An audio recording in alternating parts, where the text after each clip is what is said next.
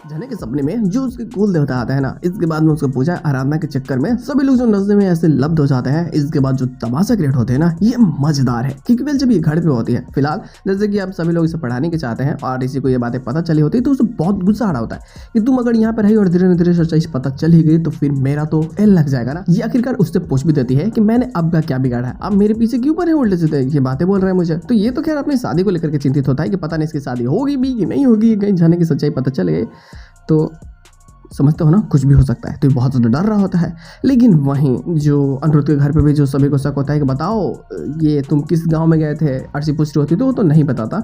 और खैर अर्शी भी मून को ये बोल देती है कि तुम ऋषि को उस गाँव में जहाँ वो गया था वहाँ वापस जाने मत देना, तुम उससे प्रॉमिस कर दो। लेकिन इसे भी समझ नहीं आता कि आखिर ये प्रॉमिस क्यों ही करे, और मतलब समझ में भी नहीं आता कि आखिर ऐसे क्या रीज़न है कि भाई प्रॉमिस करना पड़ेगा।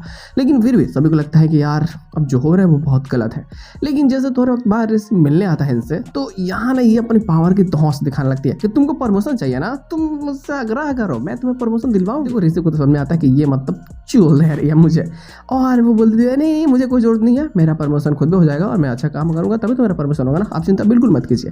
और ये बातें बोल करके खैर ये चला जाता है। लेकिन इसे इस बात की बुरा भी लग रहा होता है। लेकिन प्रॉब्लम्स तो आगे क्रिएट होती है। जैसे कि झनक घर पे होती है और वह उसके सपने में कुल देवता आते हैं उसके और बोलते हैं कि जो तुम कर रहे हो बहुत अच्छा है। खैर ज़्यादा बातें नहीं बोलते, लेकिन इसे लगता है कि शायद कुल देवता यहाँ पे आए हैं मुझसे मिलने के लिए, तो उनका स्थान तो देना ही चाहिए। सभी घर वालों को बता देती है, सिलवट्टा को ले जा करके कुल देवता बना देती है। और अब ना वो सोचती है कि यार पूजा पाठ तो करना पड़ेगा ना। और हालांकि इसके साथ एपिसोड गेनिंग कर दी गई होती है और पोजिशन होता है। ये पूजा पाठ करने के लिए जो जैसे गांव की रस्में है उसके अनुसार ही सारी चीज़ें करती है और वेल पूजा तैयार हो जाती है। सभी लोग मार तोल तासे सब लेके बजाने लगते हैं।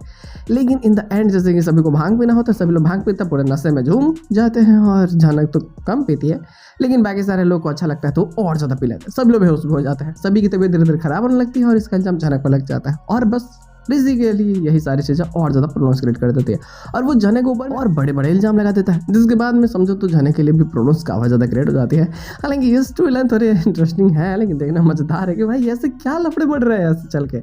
अगर ऐसा चलता रहा तो फिर झना का तो इस घर से पता कटना तय ही है। वैसे तो अब कुछ चाह के भी कुछ कर नहीं सकती, क्योंकि भाई सभी लोग पूजा में वो नशे में गए हैं ना, तो इससे तो ये रोक भी नहीं सकती थी। पूजा पाठ में क्या है किसी को बोलना ना।